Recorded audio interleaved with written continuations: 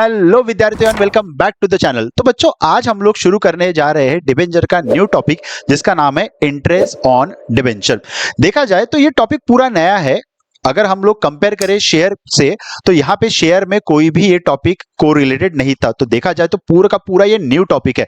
But ये topic पढ़ने से पहले मैं आप लोगों को रिकमेंड करूंगा कि प्रीवियस जो हमारे क्लासेस हुए हैं उसको आप देख के आइए, जिसमें हम लोगों ने कवर किया था debentures issue at par premium discount, और लास्ट क्लास में हम लोगों ने कवर किया था बच्चों ओवर सब्सक्रिप्शन। तो चलिए आज का क्लास शुरू करते हैं। तो चलिए बच्चों, आज का जो हमारा टॉपिक है, जिसका नाम है interest and TDS on debenture, इसको हम लोग शुरू करते हैं। देखा जाए तो ये टॉपिक एक नया टॉपिक है शेयर के कंपेयर में, क्योंकि शेयर में ये सारी चीजें नहीं थी। डिबेंचर में अभी तक हम लोगों ने जो चीजें पढ़ा है, debenture issue at par premium, वो भी शेयर में था।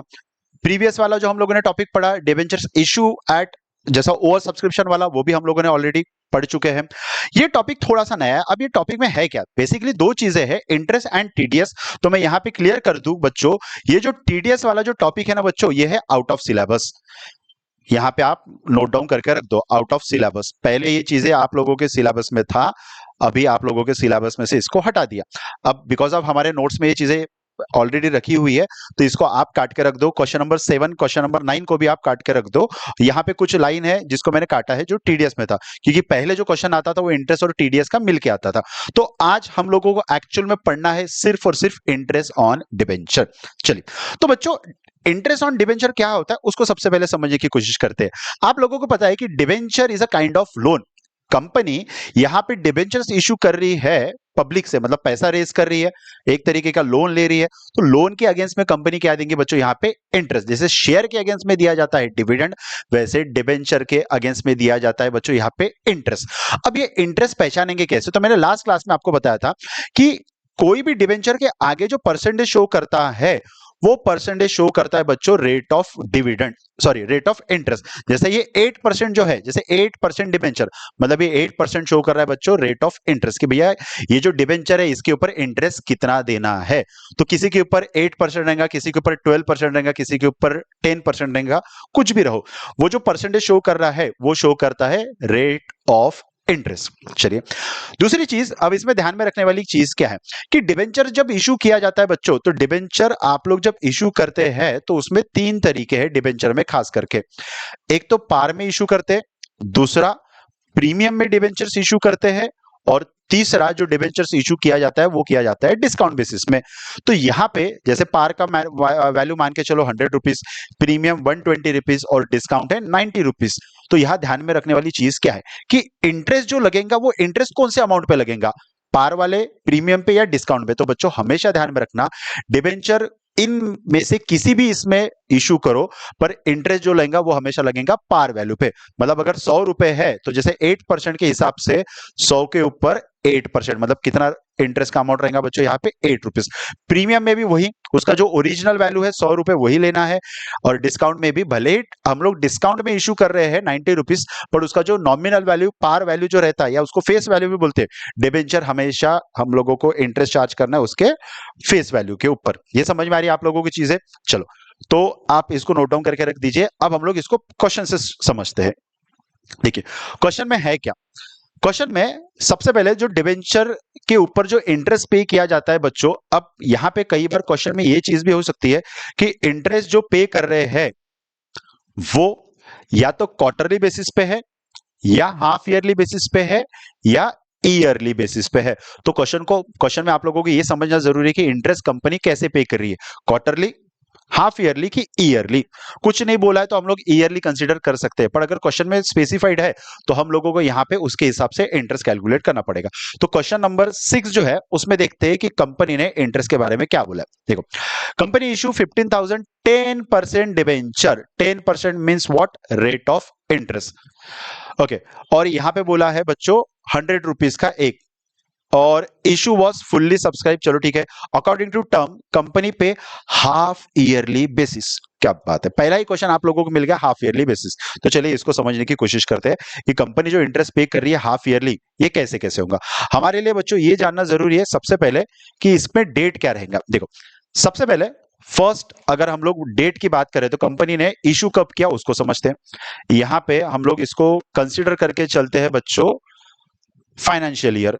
2015 एंड 16, ये हो गया फाइनेंशियल ईयर। और इशू किया है 1/4/2015 में, ये हो गया आपका date of issue, date of issue. इसकी जर्नल एंट्री हम लोगों को पता है कि first entry bank account debit to debenture application and allotment to 10% debenture.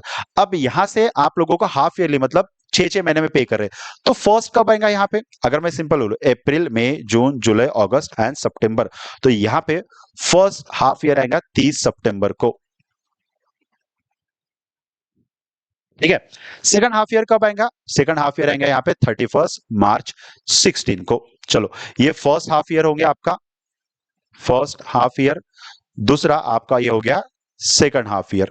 अब यहाँ पे अमाउंट कितना आएगा? ठीक है, डिबेंचर आप लोगों का इशू किया है यहाँ पे बच्चों 15,000 डिबेंचर एट ₹100 ईच, मतलब ये हो गया आपका सिंपल 15 लाख रुपीस।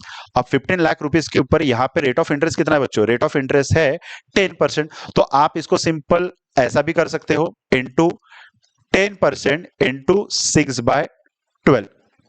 तो यहाँ पे 10% मतलब इसका आ जाएगा 15,000। 15,000 का आधा अगर करे तो हम लोगों का लगभग ये आता है 7,500 रुपए, 7,500। मतलब फर्स्ट हाफ ईयर में आप इंटरेस्ट कितना पे करोगे? 7,500। एंड सेकंड हाफ ईयर में भी आप इंटरेस्ट कितना पे करोगे बच्चों? यहाँ पे 7,500। ये निकल के आपका इंटरेस्ट का अमाउंट। अब यहाँ पे अगर क्वार्टरली रहता तो हम लोग क्या करते? यहाँ पे सिंपल एक साल में कितने क्वार्टर आते? 4, तो यहाँ पे हम लोग 4 कर देते थे। ओके,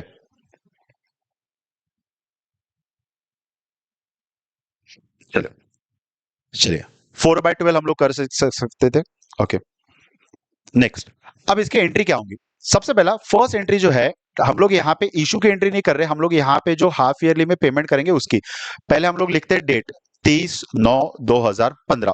फर्स्ट एंट्री रहेंगे बच्चों यहाँ पे debenture interest account debited to, यहाँ पे बच्चों रहेगा debenture holder account, debenture holder account. And amount रहेगा बच्चों आप लोगों का 7,500, 7,500। चलो ठीक है, फर्स्ट आपकी ड्यू की एंट्री होगी कि कंपनी को कितना इंटरेस्ट पे करना है डिबेंचर होल्डर को।